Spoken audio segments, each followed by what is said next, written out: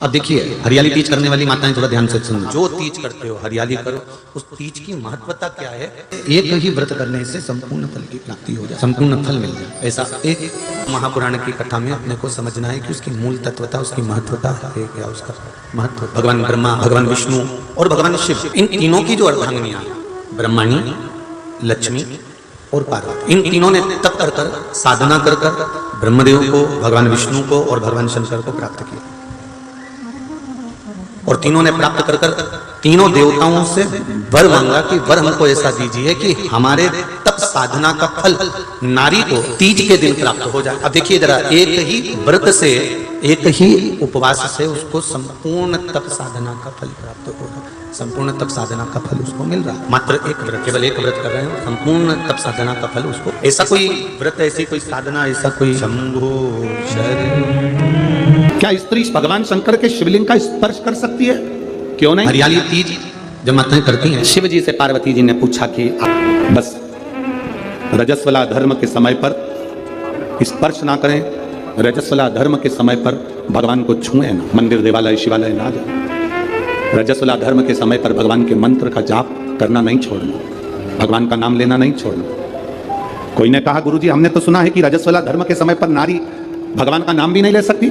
हमने कहा, रजस्वला धर्म के समय पर नाम क्यों नहीं ले सकते? रजस्वला धर्म के समय पर खा सकते हो, मोबाइल चला सकते हो, सेल्फी का नाम क्यों नहीं ले सकते?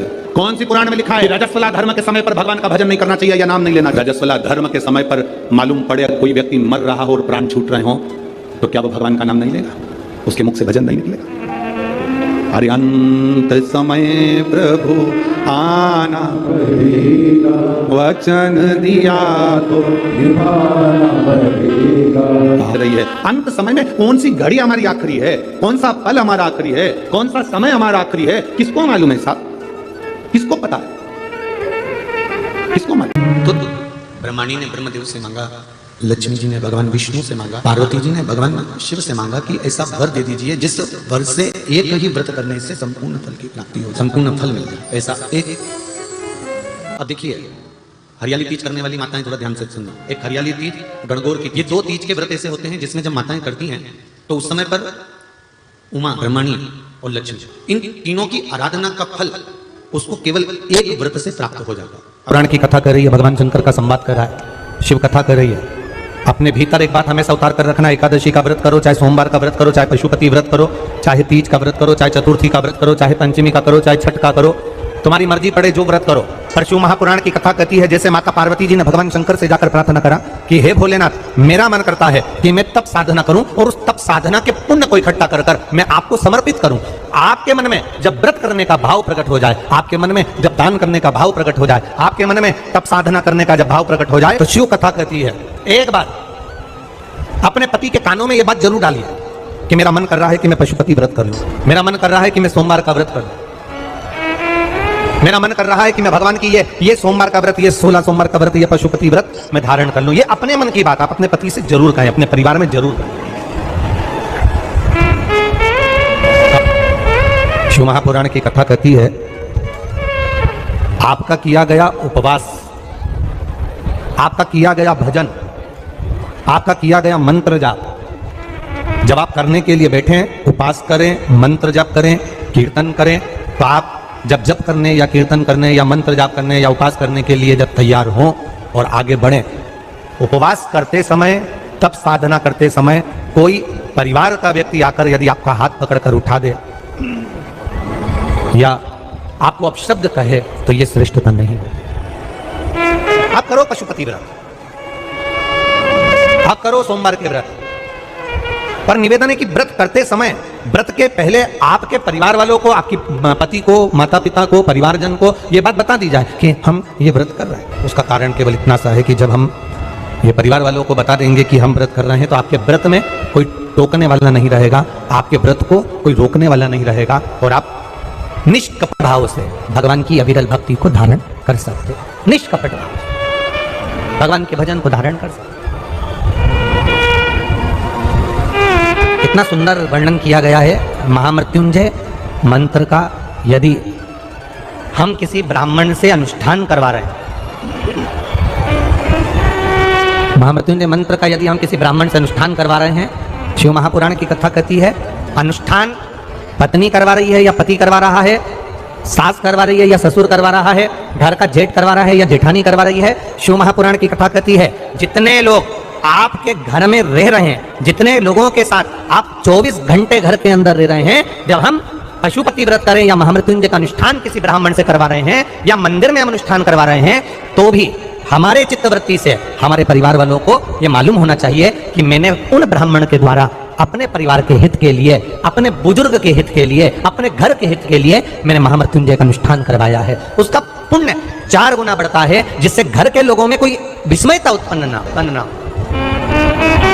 हमारे मन के भीतर कोई भेदभाव उत्पन्न ना हो। और हम तो यहां तक कहेंगे, आप अगर शंकर जी के मंदिर में जा रहे हो, 1 लोटा जल चढ़ा रहे हो, शंकर जी के मंदिर में पहुंचकर 1 लोटा जल समर्पित कर रहे हो, तो भी आपके घर के लोगों को मालूम होना चाहिए कि ये पास वाले शिव मंदिर में गई है, मेरे पास के मंदिर में मेरा घर का बच्चा शंकर जी को जल चढ़ाने गया है, मेरा पति पास के मंदिर में शंकर भगवान को जल समर्पित करने के लिए गया है। ये घर के लोगों को ज्ञात चाहिए कि ये पास के मंदिर में मेरी धर्म पत्नी गई है, पास के मंदिर में मेरे माता पिता गए, पास के मंदिर में मेरे परिवार के लोग हैं। ये आपकी चित्तवृत्ति में और परिवार की चित्तवृत्ति में ये बात रहना चाहिए, छुपा कर नहीं जाना, छुपाकर भगवान के मंदिर में नहीं जाना, छुपाकर पशुपति व्रत नहीं करना। महाराज, शिव महापुराण की कथा वर्णन करती है कि आप भगवान का अगर कोई व्रत, कोई साधना, कोई नियम ले रहे हो, माना आपने कोई व्रत करा, कोई साधना करी, पर घर के लोगों को वो ज्ञात होना चाहिए कि ये मंदिर तक जा रही है, ये पशुपति व्रत कर रही है, आराधना कर रही है। आज माता पार्वती जी ने शिव जी के सम्मुख में ये बात कह दी कि मैं एकांत में जाकर भगवान का तप करना चाहती हूँ और एकांत में बैठकर तप करना चाहती हूँ, और उस तप का जो पुण्य है वो आपको देना चाहती हूँ। शंकर भगवान ने तुरंत माता पार्वती जी से कहा, सुनो जगत जननी, सुनो जगदम्बा, आप तप करो, मना नहीं है, आप साधना करो, मना नहीं है, आप आराधना करो, मना नहीं है, पर आप सोचो कि आपकी करी गई तप साधना का पुण्य आप मुझे दे दो, तो भगवान तुरंत कहते हैं पार्वती जी मुझे आपके तप साधना का पुण्य नहीं चाहिए, आप अपना पुण्य अपने पास में रखो, हमें आपका पुण्य नहीं। अभी तक जितनी शिव महापुराण की कथा हुई, उस कथा में आज तक ये बात नहीं निकली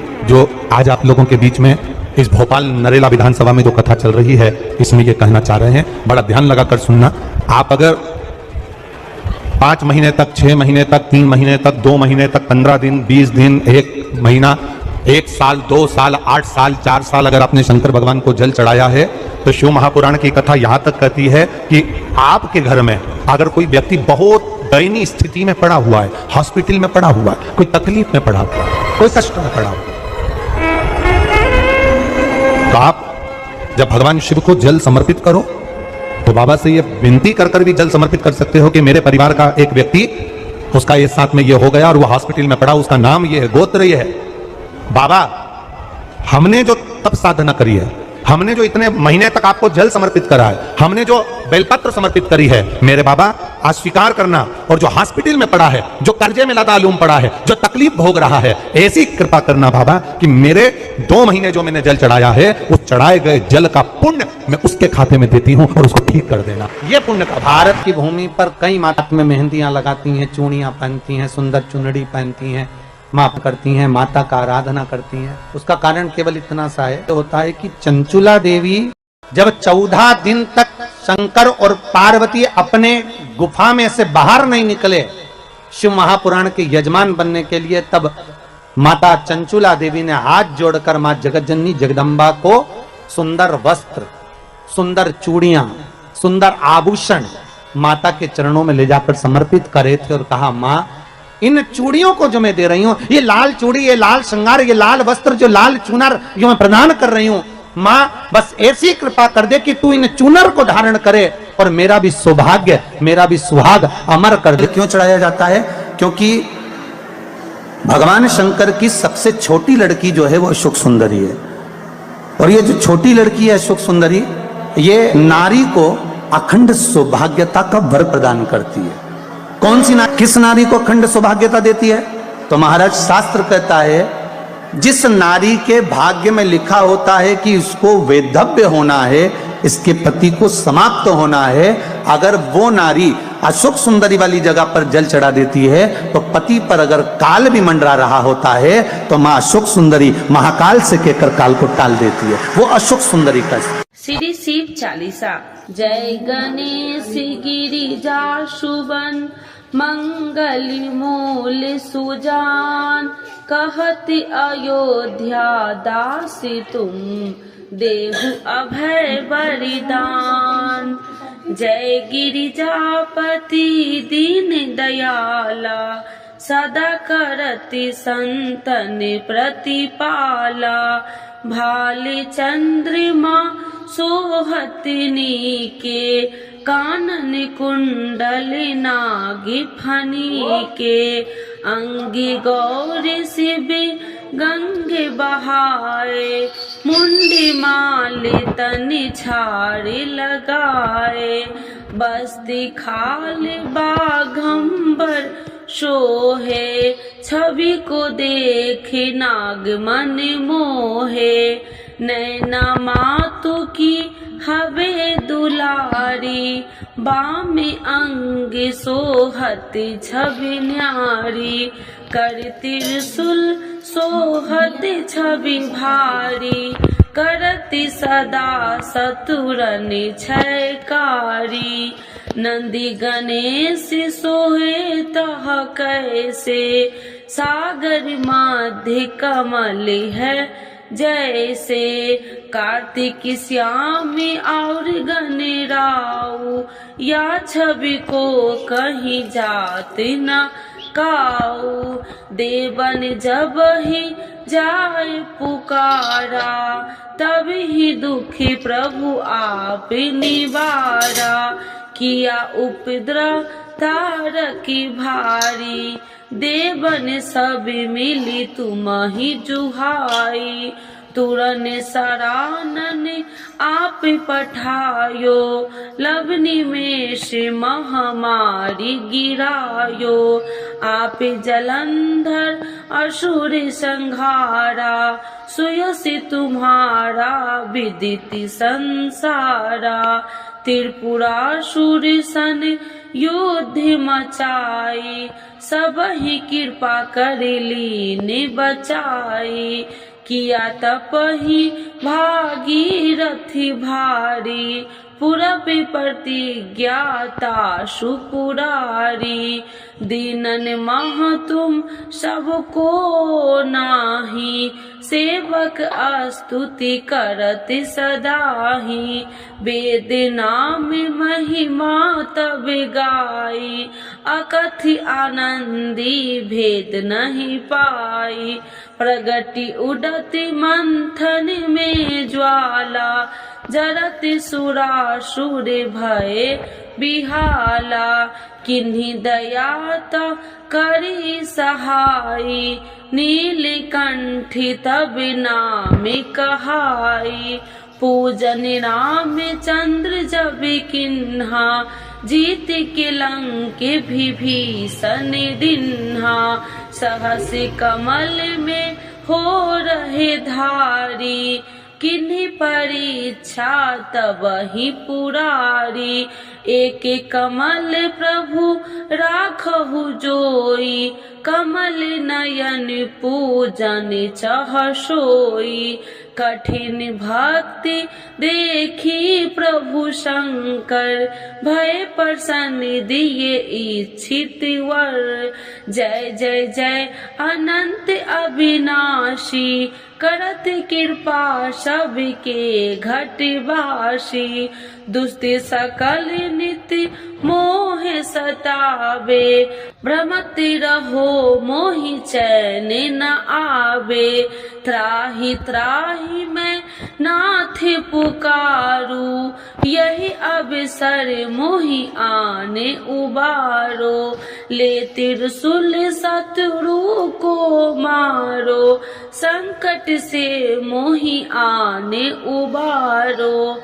माते पिता भ्राता सब होई, संकट में पूछत नहीं कोई। स्वामी एक है आस तुम्हारी, आए हरहु मम संकट भारी।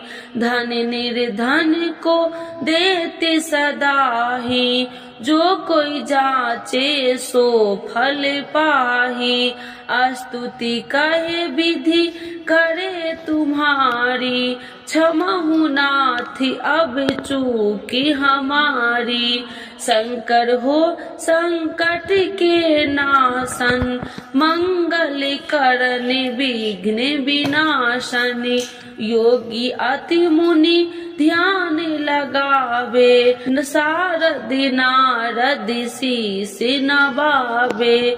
नमो नमो जय नमः शिवाय, सुर ब्रह्मादिक पार न पाए।